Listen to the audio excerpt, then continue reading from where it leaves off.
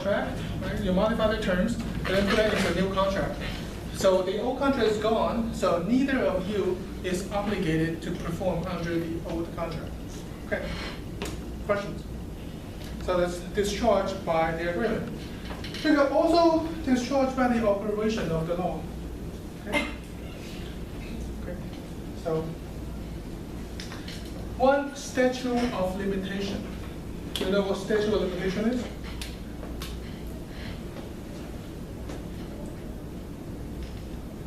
Heard about it? Right? Statute of limitation. Like the time you can be charged for something? Yeah. Okay, if something happens, you only have that much time to file a lawsuit. If you wait too long, the law will say, well, you cannot file a lawsuit anymore. You are barred by statute of limitation. Okay? Personal injury is 2 years. Property damage is 1 year. Oral contract, I believe, is 1 year. Written contract is 4 years. How much for the personal injury? Year? Personal injury, 2 years. Year. So there are time frames. So let me see here. So let's say here. Can use myself. Okay, Melissa lends money to Barry.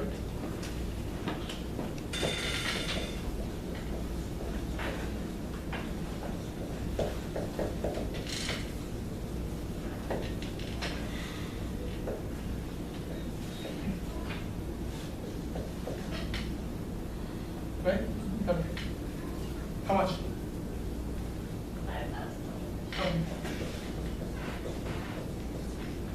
When did that happen? Yesterday. Yesterday. Okay. All right. So, do you have a promissory note? Or is it just here? It's money? Just give her the money. Okay, let's assume there's a promissory note, because otherwise you're just too dumb. Okay, there's a promissory note. Okay, so you both sign, notarize. Okay, you went down to UPS store, get it notarized. So there's a promissory note. Okay. Okay, the note says, would he need to return the money to you? 2 months. Okay, so by January 5th of 2015,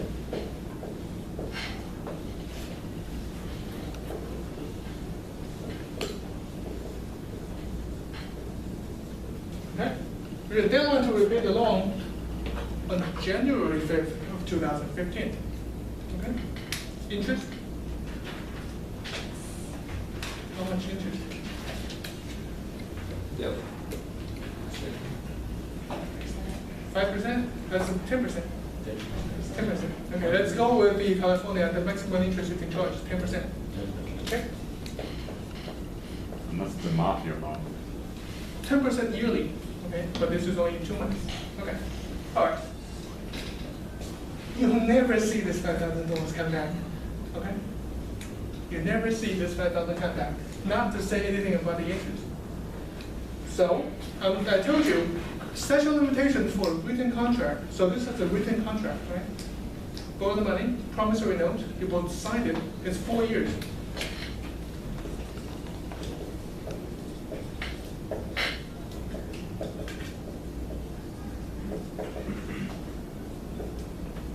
Okay.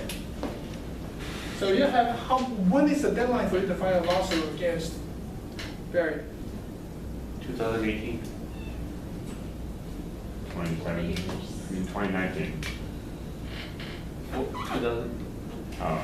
2008? 11/5. Okay. Any other? 1/5/2019. All right, so I have two options here. Which one is correct? No, because you said that. 19. Why do you think 11/5/2018 is the deadline? That's when she gave the money. Well, statute of limitation starts Right. when he breached the contract. Yeah, so 1.5. When he breached the contract. When he breached the contract, 1.5. right here, but that day he didn't pay Melissa back. So 4 years from this day, 4 years? 4 years from this day. Otherwise, Well, but what if Melissa calls Barry every April 1st? Every year of April 1st, Melissa picks up the phone and say, Barry, hey, it's April Fool's Day, you still owe me $5,000. Barry every time says, fine, I know that, I'll pay you back. Okay? Now, when is the deadline to file a lawsuit? Or does it matter?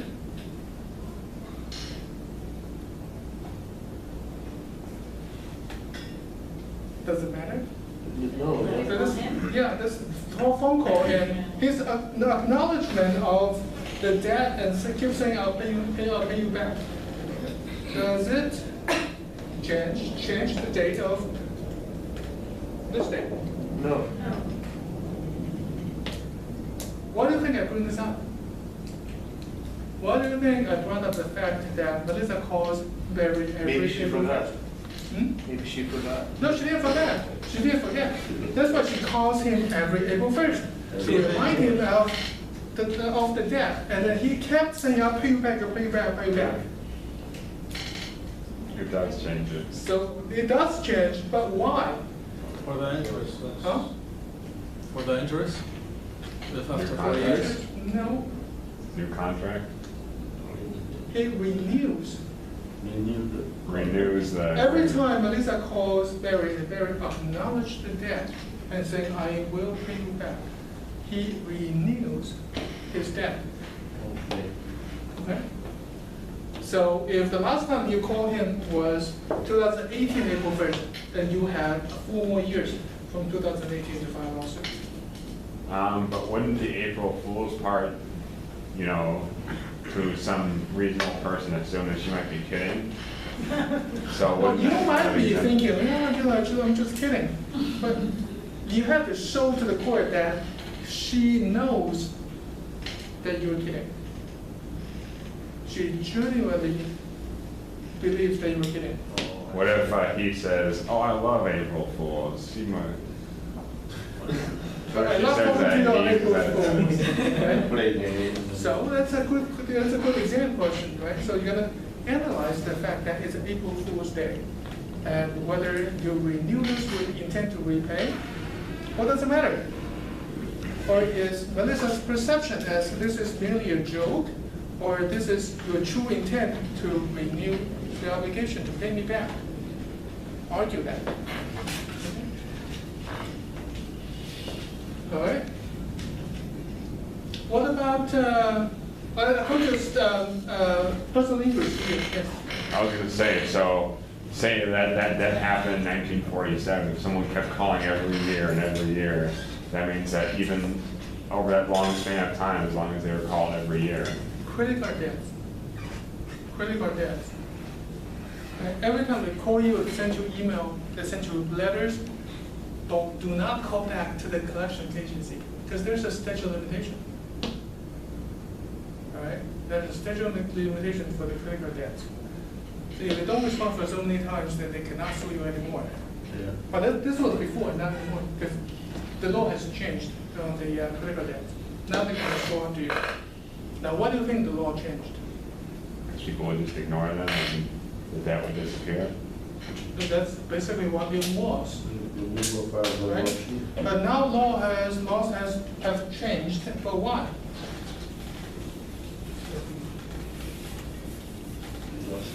To prevent debt from disappearing that easily. But why do you think the law changed? What's the reason behind it? To save the people money. To save people money? No. No. They took away statute of limitation for credit card debt. So you have to pay. Yes. It doesn't save But people when money. you ignore them, so you don't pay. You saying? More people are borrowing. More people borrowing money? No.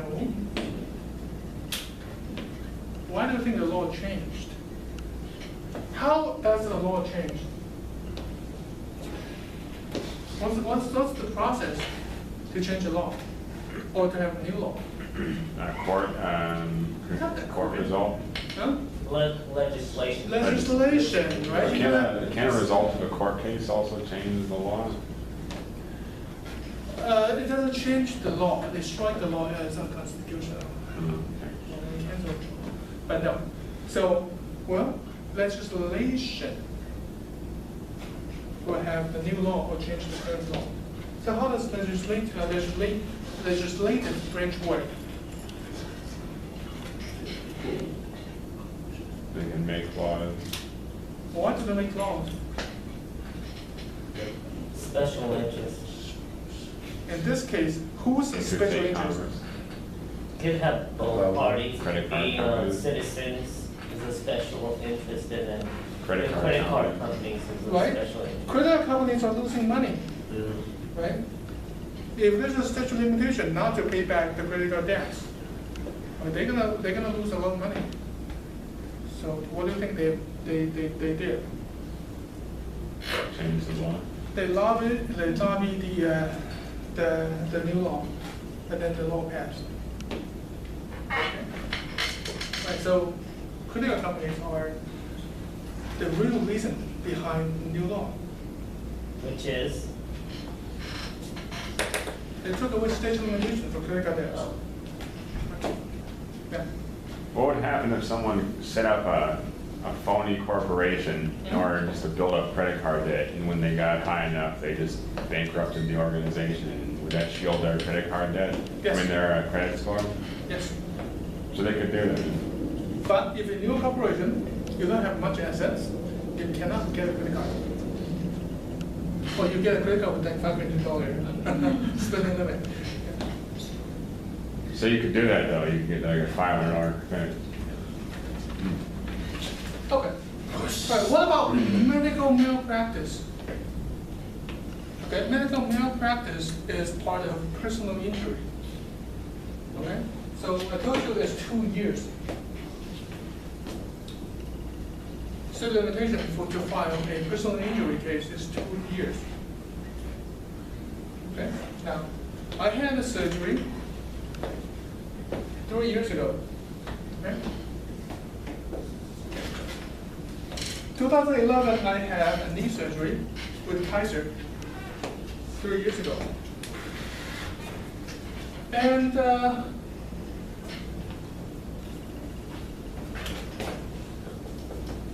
in my last visit to Stanford, because I feel some discomfort with my knee, they did some preliminary examination on my knee, and they said, well, Kaiser messed up your knee, messed up my knee. Okay? The surgery back then in 2011 was a failure. It made the condition worse. Am I barred from filing a lawsuit with Kaiser?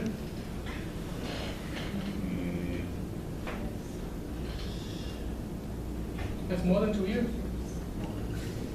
You just found I out think about medical, I think medical malpractice is some kind of limit. Hmm? What? What? That's good. What? Okay. You were saying? because you just found out about it. I just found out about it right here. Okay. So a personal injury case, especially for medical malpractice, such a limitation starts when you find out of the problem. Okay. If I find out yesterday, 2 years starts to run from yesterday. Okay.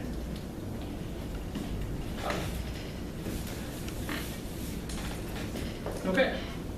So basically, if you owe Melissa money and 4 years passed, then you have no obligation to pay her back. So if this is discharge of your obligation by the operation of the law. Okay? Or bankruptcy, you file a bankruptcy, you don't have to pay her back. Right? It's operation of the law. Doesn't Chapter 7, you still have to pay back a lot of your debt? Or you're gonna wait, not within that period. You have to reorganize your debt. But eventually, you're gonna pay some of it. I know Chapter 11 is a lot more you can get away with a lot more when it comes to escaping debt with that than Chapter 7. Okay, so, and then I'm going to introduce three concepts under operational law. This is what I call the impossible to perform, impractical to perform, and the purpose of the contract is frustrated. Okay. Karen. Sharon. Sure. I can be Sharon, that's okay. Karen. Sharon. Sharon, do you sing? Do you sing? Do you sing? I do, actually. Okay. Okay, so. You want to say No way. Sharon is the a big star. Okay, she's a singer, famous world singer. And Mr. Lee hasn't told you for a while. Mr. Lee owns a theater in San Francisco. Okay, so there is a contract between Sharon and Mr. Lee for her to perform at Christmas night, at Christmas Eve, at your theater for one night for $500,000. Okay? So that's a contract. World famous singer Sharon will perform at your theater at Christmas Eve for $500,000. Okay? Contract, signed, everything. Okay? December the 20th, there's a fire in San Francisco that burns down the theater. Okay? Do you still need to perform? I gotta switch my head and wear it, right? Yeah. So the contract will be discharged, right? Okay, but what theory? Is it impossible to perform or it is impractical to perform? So what's the difference between impracticability and impossibility? Impossible means it can't be done, impractical means it would be really difficult or not worth being done. Exactly. Impractical basically means it's going to cost a lot more to have it done. Okay? And sometimes it doesn't make any sense. Yes? So if the theater was flooded, all the way up to the stage and all the seats were floating around, or if there was like a lion that was let loose into the theater, that would be impractical. Because it could be done, it just wouldn't be worth it. Well, in this case, it's burned down completely. Well, that'd be impossible. Really? You can build. I mean, you can go to the wreckage of it, but you're not really performing at the theater, you're performing at the... Think about this. Okay. On the 20th, it was burned down. Okay? And it is scheduled to perform in 5 days later. If I put $1 billion down there, do you think I can erect a theater in 5 days? Not a very good one. But is it doable? Yeah. Probably. So is it impossible to perform? No, it's just impractical. It's impractical. But it's just there's no point in doing this, right? It's too burdensome for Mr. Lee to have that theater rebuilt in 5 days. Okay, so this is actually impractical. Right. What if Sharon dies? Then it's impossible. Then it becomes impossible to perform. Well, if they have like a machine that like blows air through windpipes or something, then that's technically... See, that'd also be impractical if you look at it that way. All right. Okay. All right. And then this contract, let's say here, let's say, so let's say this is going to be a charity concert. So all the proceeds of the concert, so you don't get paid shit. Okay? So if you contract to perform, and all the proceeds from the performance will be given to I don't know, to West Africa for Ebola. Okay. All right, for the research and for the rescue and for the medicines and basically all that. Okay. Now, on the 25th of December, I'm sorry, 24th, Christmas Eve. Now, on December the 1st, there's a breaking news saying the entire Ebola is a scheme. Okay? All right? The entire story of Ebola is a shame. Okay? There's no such virus, or even if there's a virus, there's no breakout in South Africa and West Africa. Okay, the entire thing is made up. Okay, I'm basically just doing in my selfless good deeds, trying to help people with Ebola. Now, because the entire thing goes away, there's no purpose. Okay, why am I still performing under this contract? It's not just being stupid, right? So now your argument is I'm not going to sing based on the theory of frustration of the purpose. Because the purpose for this contract is to gather the money and send it to West Africa to cure Ebola. And then that purpose has been frustrated. Okay? So there's no point to carry this contract further. Frustration of purpose. And she might be excused from performing this contract. So she doesn't have to sing. Yes. So is there any other circumstance other than something like that that would also apply to frustrate? Could someone say that when they were driving there was traffic and that made them frustrated, or what kind of frustration are we talking about? The purpose Okay. is gone. The purpose. The purpose of the traffic is gone. Okay? But then again, this is a difficult way to get yourself off the contract. Okay? So you can't say, well, I'm buying sugar because I know there's a need for sugar in Texas. I can resell it and make a lot of money. So I bought the sugar and realized that suddenly the sugar price in Texas went down like 300%. Then I cannot say, well, I'm going because I'm not going to make money over there. I'm going to refund my sugar to you. And that's probably not going to work. Okay. All right, so discharge by operation of law. We have go over bankruptcy, statute of limitations, impossibility, impracticability, and frustration of the purpose. Now, we're not going to take any break. All right, remedies. So we're done with the discharge of the contract. You don't have to perform. And then if someone breached the contract, damages, how do we measure the damage?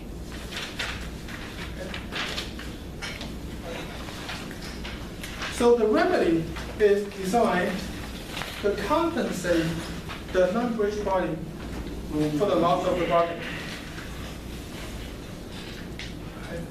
So the contract law is trying to do that. It's trying to put the parties as if the contract is fully performed. As if the contract is fully performed. Okay? So,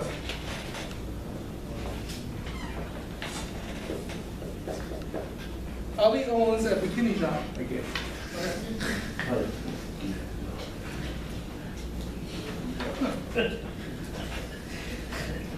Singh owns a factory that manufactures bikinis. Okay?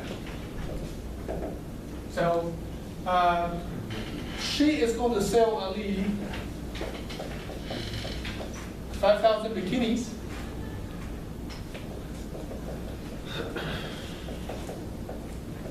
At $8 a pair. Okay? All right? That's the contract. Okay. So after they entered into the contract, Ali found out that Barry has some bikinis, just the same as the same manufacturers. Okay? So Barry has 4,000 bikinis.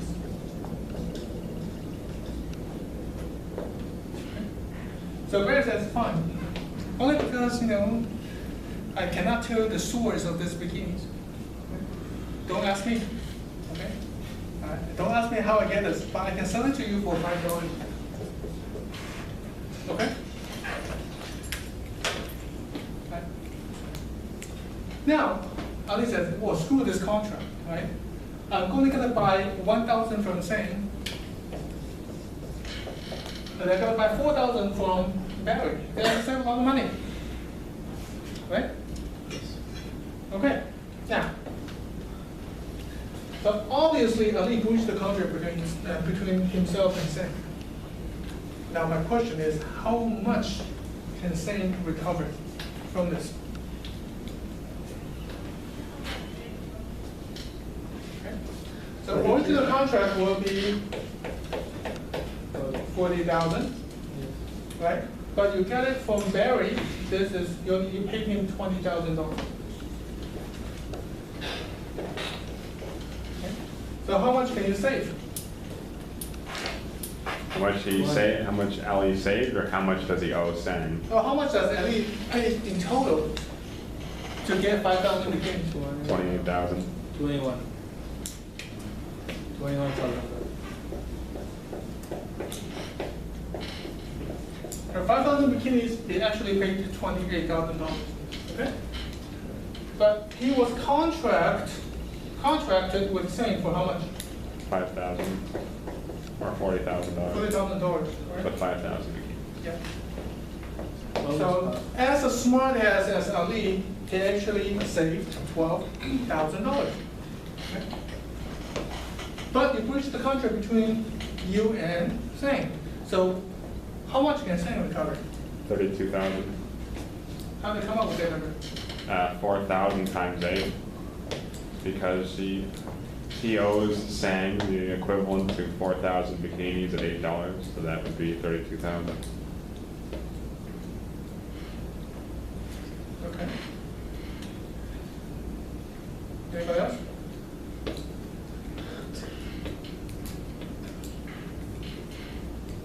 Right.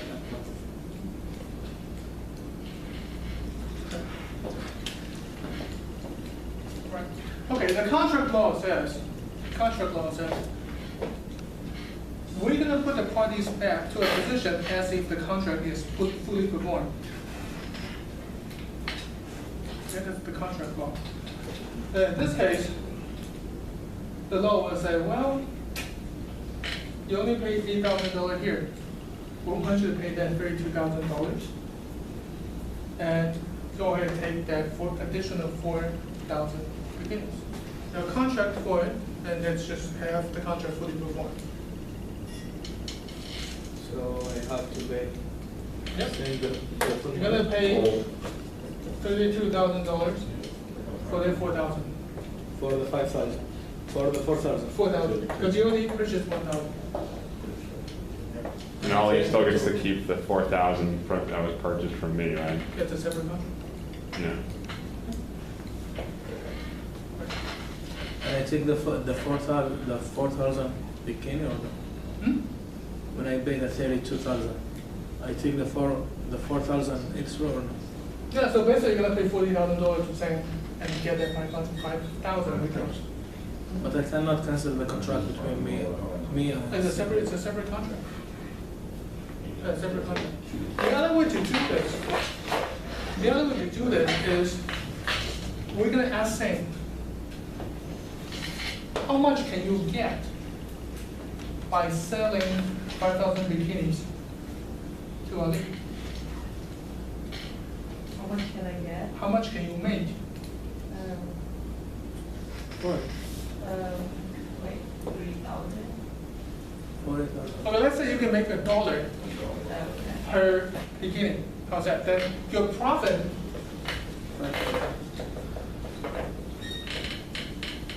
with $5. Okay? So your profit will be $1 per bikini, right? So when Ali breached the contract, how much did you lose? All of them. You already bought 1,000 bikinis. 4,000. So $4,000, right? Any questions? So what is your real damage here?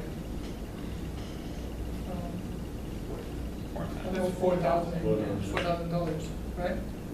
So most likely the court will say, Ali, pay Sang $4,000. Okay.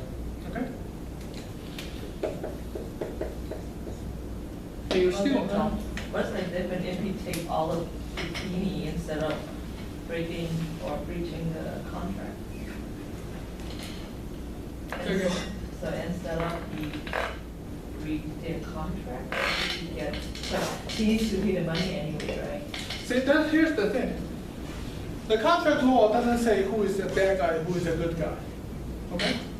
In this case, Ali, if you think you can make more money by breaching the contract, go ahead. So he breached it. He got 5,000 bikinis for $28,000, plus paying you $28,000, and plus paying you $4,000 for your loss of profit. He is still on top of paying you $40,000. So go ahead and breach the contract. Doesn't he still have to pay the manufacturing costs, which would be $28,000 on top of the $4,000? Because it was $32,000 that you would have had to pay for the bikinis to begin with. Or did we change the number to $1 instead of $8? No, $1 is the profit But that doesn't he she's gonna have, make. doesn't he have to pay the manufacturing costs as well? Because that's damage, that's profit, money that she lost. Well, but she still has all the goods. She didn't deliver it, Oh, right? She still have the beginnings, right? So to have the contract fully performed, she can make $5,000. Okay? Now the court says, well, we'll let you make your $5,000. Okay? We'll make you $5,000, but you benefited from this, go ahead, breach. Okay? What if they were customized bikinis that she can't resell? Well, that's the problem, right? Then the item becomes unique that you have to buy. But now we have the question, what the hell did you get this 4,000? Right? So 2 weeks ago, there's a break-in into her warehouse. Right? But nobody can sue me because I bought, No, she's gonna sue you to get that $4,000. no, because I bought like 4,000 bikini for myself. No, so if you think it worth, it can make you, it can profit you from breaching, you go ahead and breach it. Go ahead and breach it. Okay? So, now.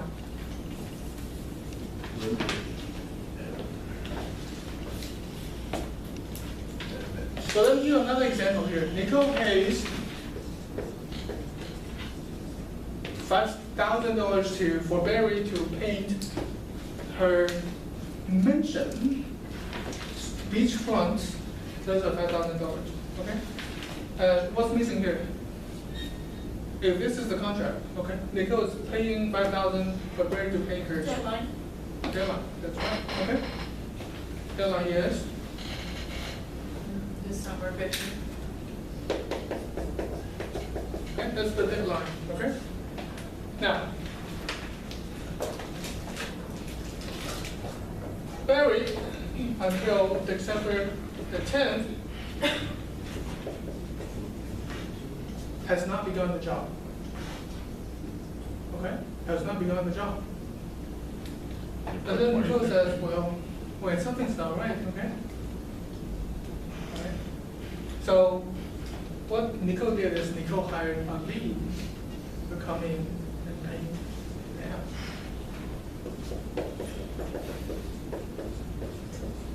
For $6,000, okay? All right? So Ali comes in at December the 10th.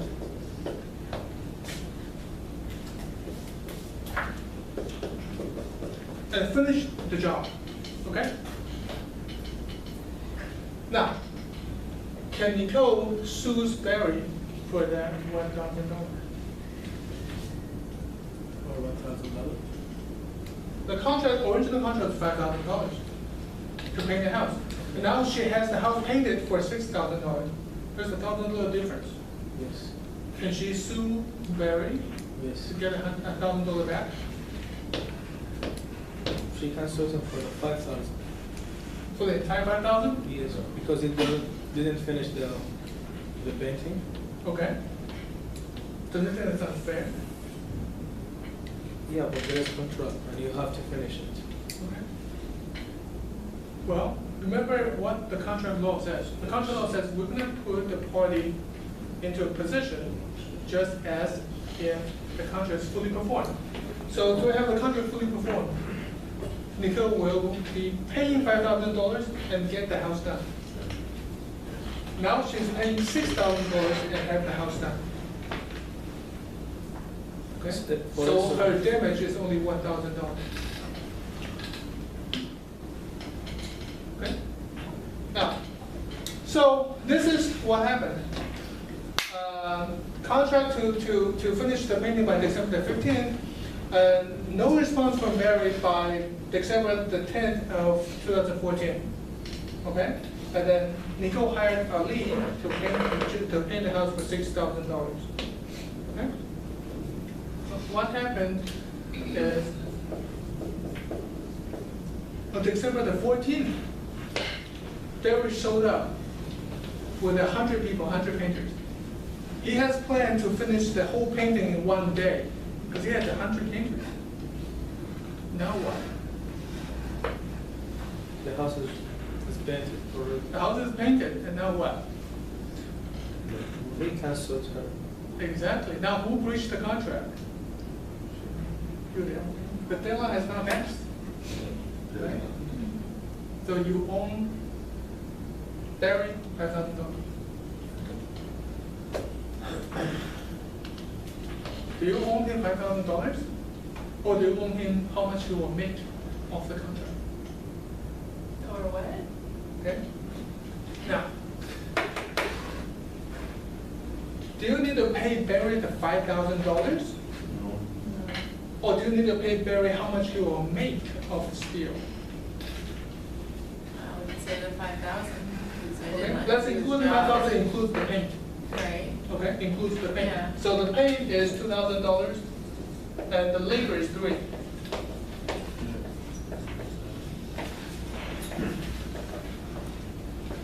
Okay, so to finish the job, how much can Barry earn? Labor, right? You don't make money off the paint. You earn the labor. So if the contract is fully performed, how much can Barry get? 3,000. $3,000. So how much do you need to pay if you breach the contract? $3,000. $3,000. Not the $5,000. Yes. But he paid the 2,000 from his pocket Hmm? to buy the paint. Well, then we will see if you can return the paint. The paint can be used for other things as well. Either you can mitigate the damage, which means you can recycle the paint to a certain. So if you can recycle the paint for $500, then you don't need to pay that $500. You'll pay that $1,500. Okay. If you can recycle the paint for another job completely for $2,000, then you don't have to pay the damage. All right. Okay. Now, so we're done with compensatory damage. This is how to do the calculation. We do this as if the contract is fully performed. Now, we're going to talk about consequential damage. Consequential damage. So, all right. Oh, Jessica. Jessica. Jessica owns a warehouse, okay? A warehouse that has the entire refrigeration system, right? That keeps perishable items, okay? Okay. So basically there's an AC on your warehouse, okay? So, see here, Melissa, okay, buys and resells bananas, okay?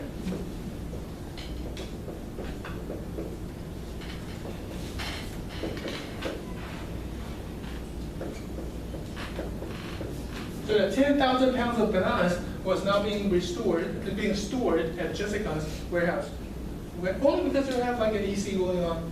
Okay, you can keep it fresh. Okay, so your plan is to put it for 3 days, and you'll resell it. So it can cost you $1 per pound.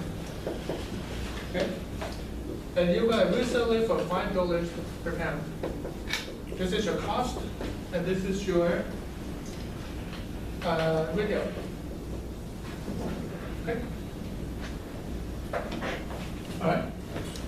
So Melissa hired some people to load the bananas into your warehouse.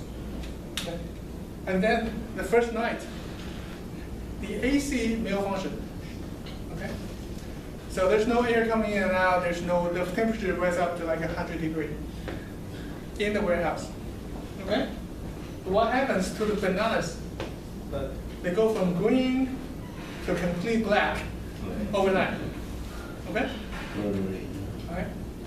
So what's the resale value of complete black bananas?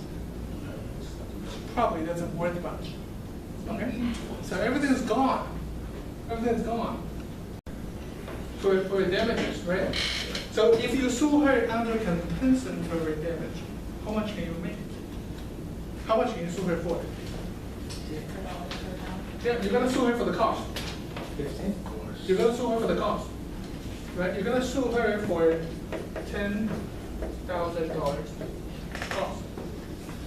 Now, for the consequential damage, how much can you sue her? You're trying to sue her for your loss of profits. Okay? Loss of profits.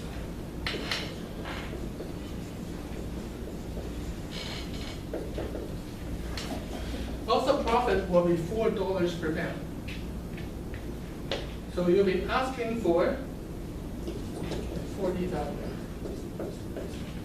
Okay? And she'll get that 40,000? Well, that depends. I need more facts. So why? So right here, loss of profits depending on what? Depending on the certainty of selling the bananas. If these bananas are special bananas coming from a organic remote island that everybody wants, okay?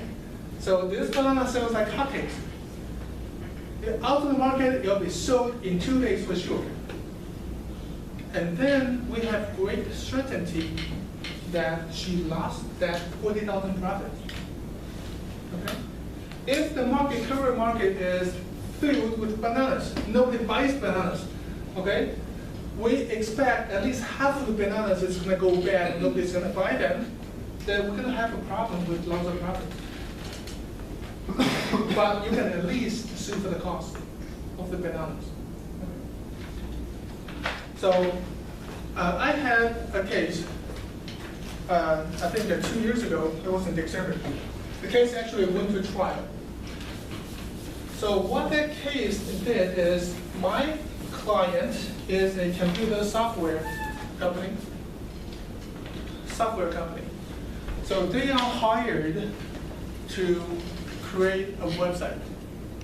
Right? So I think the contract at $50,000 to create a website.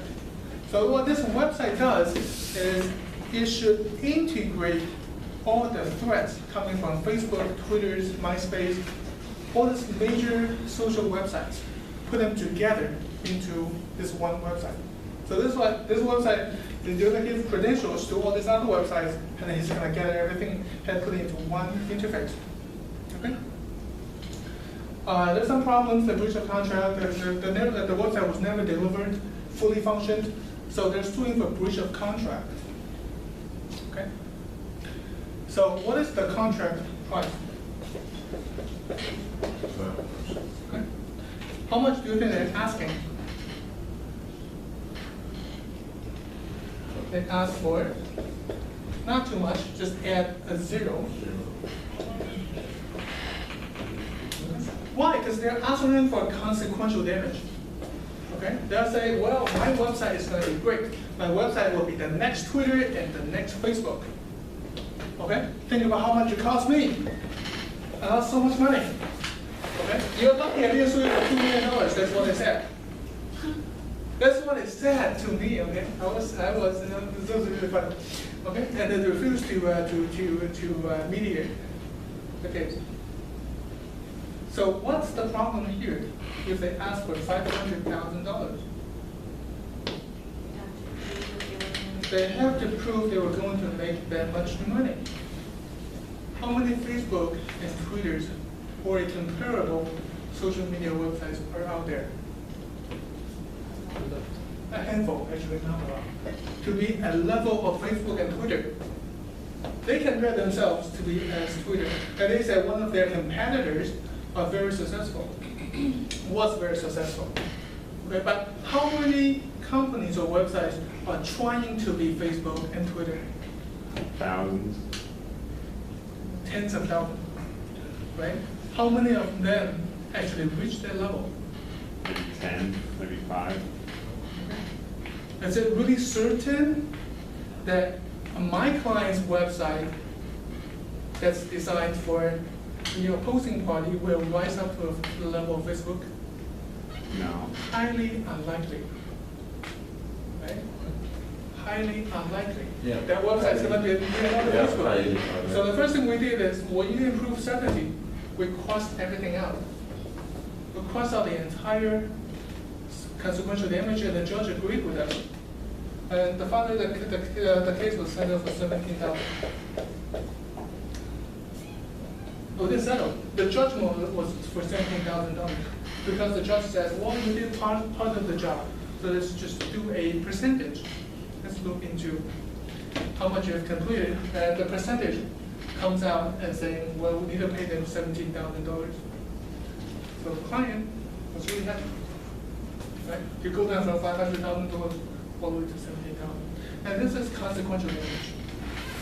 Okay. Punitive damage.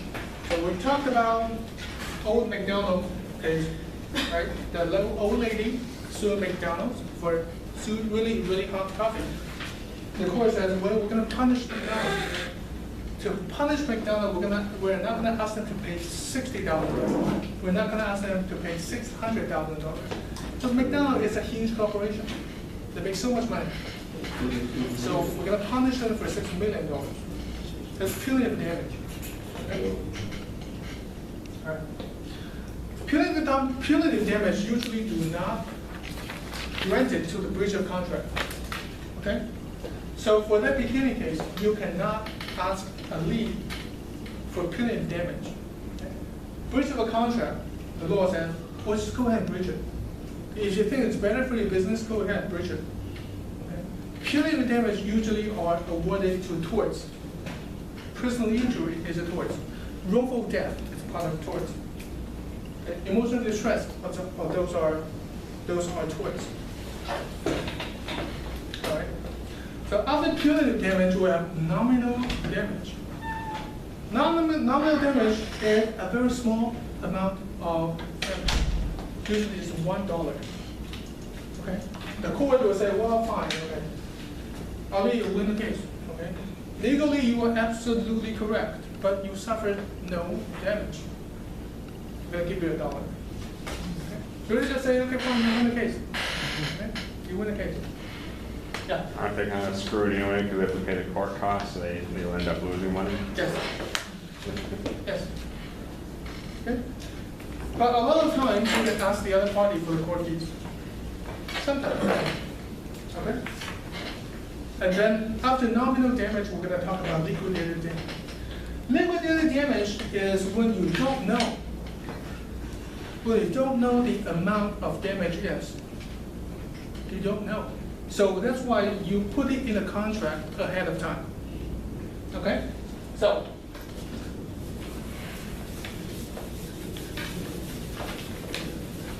anybody do rock climbing here? Rock climbing? Can I assume someone who do rock climbing? All right, Tom does the rock climbing. All right.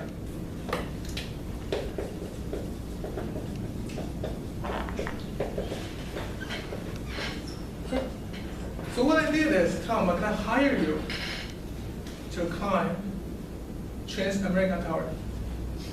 Okay? Outside, not inside, outside, just do all the classes. Okay? I'm gonna hire you to go up. Okay? I will pay you $20,000 for it. Okay?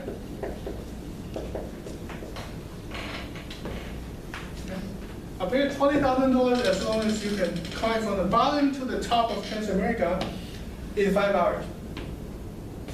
Okay? So he started working out, go to warm up, and start climbing Trans-American Tower. Halfway done, halfway there, okay? Outside of Nicole's office, you can see Tom right there. He gave up. Halfway, he gave up. Now what? Who breached the contract? Tom breached the contract, right? What is my damage? Nothing. Nothing. Just the personal satisfaction that you convince someone to climb? What about all the press are looking at this, and everybody know I sponsored him to climb this? I was standing and I was speaking to the press. I was so confident that he's going to climb to the top of the Transamerica to be the first people from Pacific Island to be on the top, okay, ever, top of Transamerica. Okay, I was exposed to press, and then now he gave up. Do I suffer damage? Kind of. I think I do, right? Humiliation. What about that? Public humiliation. But how much? Loss of sales. What's that? Depends, Right? So we don't know. So in the contract, I would say, Tom, if you don't reach the top, you pay me $50,000. Okay? You pay me. Okay? To be more specific, I'll say, if you climb only 25%, you pay me $50,000. You go halfway, you pay me $20,000. You go 75%, you go only 75%, you pay me $10,000. Okay? Maybe like that. Okay? So it's liquidated damage because we don't know what's the real damage. So let's just put it ahead of time. Okay, we'll put it ahead of time. So the reason I go this way is when you float it to the top, I think it's making it harder to climb. Right? You get tired, right? And then the climbing surface gets smaller and smaller. Okay.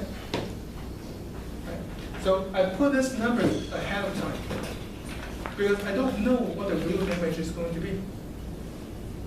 Right? This is what liquidated damage is. Okay? And just keep in mind, these numbers are not designed as penalties. I cannot say if you don't reach the top, you pay me $5 million. Okay? It's not because my damage worth $5 million. It's because I'm going to punish you for not reaching to the top. Liquidated damage cannot be used as a penalty. Okay? All right? And then we talk about rescission and restitution. Rescissions just as the court cancels the contract. Okay? Restitution basically says, well, if the court cancels the contract, you guys return everything to each other, just as if the contract never occurred. I hire Tom to climb. I give him $20,000 to climb Transamerica. And you said, well, I don't want to do it, can do physically impossible. Okay? And the court says, well, I will allow you to cancel the contract, but you're going to give that $20,000 back to me. Okay? That's restitution. Give the money back, give the goods back. Okay? Specific performance. Now, if, where's my bikini guy? Okay, Ali is right here. Okay. Ali collects used bikinis. Okay? He collects used bikinis. Okay? And then he knows that Barry has this diamond gold-plated. gold plate. Well, just 24K gold. Right. Decorated with diamonds. Okay. Used, I don't know how you wear that, but used. Okay. One of a kind, unique. Okay. All right. It's for sale for what is it? $50,000. Okay. Ali agreed to buy it, contract, signed, everything. Okay. And now you refuse to sell it to him. Okay. You refuse to sell. And then this time, Ali can ask the court for specific performance, which you are asking the court to force Barry to give you, to deliver you that 24K gold bikini decorated with diamonds and used. Okay? So why? Because this item is so unique. Okay? This item is so unique. And that's why the court might grant you specific performance. Okay. Now, let's change the fact a little bit. Okay, let's go back to the painting case. Nicole hires Barry to paint the house, okay? Barry doesn't paint it. So you file a lawsuit against Barry. Will the court grant you this specific performance No, to force Barry to paint the house? no, because anyone can paint. Or That's one anyone- reason. What's the other reason the court will not do it? Because it's not unique. What's the reason? No, it's not, that's not the other reason. Paint can be bought anywhere, and paint is the same in general. She can hire another one to do it. Because monetary rewards can be used towards buying paint. Well, that's one, but what is the fundamental reason? The court will not force you, Barry, to finish painting Nicole's house. Because monetary reward would be adequate. He doesn't It's have the not right. available as a remedy for breach of contract. Hmm? It's not available as a remedy. For breach. It is available, it's a specific I was performance. just reading what you wrote. I know, but what is the reason behind it? Why won't the court force Barry to finish painting your house? Because you can't force someone to do an actual activity like that. You can't. You can, You the can't court can force force you to them go to jail, right? You can't force them to perform a service. Why? It's unconstitutional. Well, let's leave Constitution out of this, because it's a private contract. It's a private contract, it's Constitution doesn't apply. One of the things that, one is in the court will not force Barry to finish painting Nicole's house. It's very, very simple, the answer is very simple. He doesn't want to do this. Exactly, he doesn't want to do it. So if the court forced Barry to paint your house, Nicole, do you think he's going to do a good job? No. No. Then why do we want Barry to finish the job? For the same price, you can hire someone else who happily takes the money and finish the job. Okay? All right? Okay, revelation, of course, the court can reform the contract. Just like the court in satisfaction, just do a new contract. The last concept that I'm going to touch tonight is quasi-contract. Quasi-contract is not a contract. It's not a contract. Like I said, there's a promissory estoppel, which we go over that before. So there's no contract, but the court will enforce under the concept of quasi-contract to avoid unjust enrichment. Okay? It is for the best interest of justice to see this deal goes through. Okay? You have the elements here. Okay, let's see what else. That's it. Any questions? Okay, so next exam next week. Don't come to the class. No cars, man? No class next week. Take the exam at home. Let's When see. does it go live? Huh? When does it go live? Monday. Either Sunday afternoon. No, I'm not gonna be around this weekend. So Monday. Okay. All right. Have Okay, a no class holiday. next week. This wasn't going to be as much writing as the last